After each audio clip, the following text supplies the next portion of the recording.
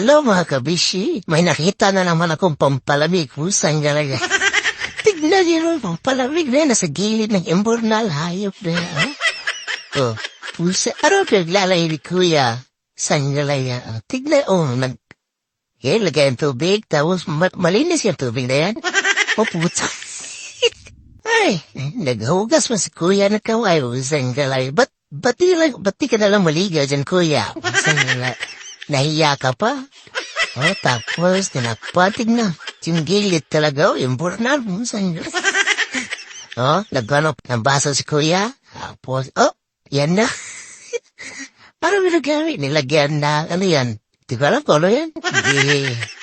Laki, yellow na yan, hayop na yellow na yan.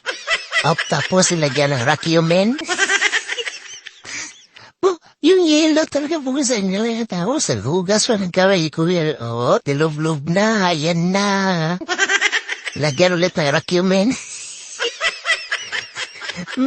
Ito lang yung pala may mga kabisir. Kapag iinom ka, dito ka na morgue. Serious? May panghalo ko pala, kuya. Pusang galagyan. Ayan na. Pusang galagyan. Sarap na sarap. Tignan yun talaga yung gilid doon na sa yung burna. Tapos yung pinakunawan ni kuya, yung pipinom niya sa atin. Hayop na yan. Tignan nyo naman yung ano na yan, pampalamig na yan, para ng imburnal. Magkakulay na talaga na imburnal. Hayop na yan. Saan ka lang yan? Ito pala yung pang-delivery ko sa mga kabisya. Masarap na ito eh. Papadeliver ko sa inyo, ha? Bayad na yan, inumin nyo lang, okay? Sige, bye-bye!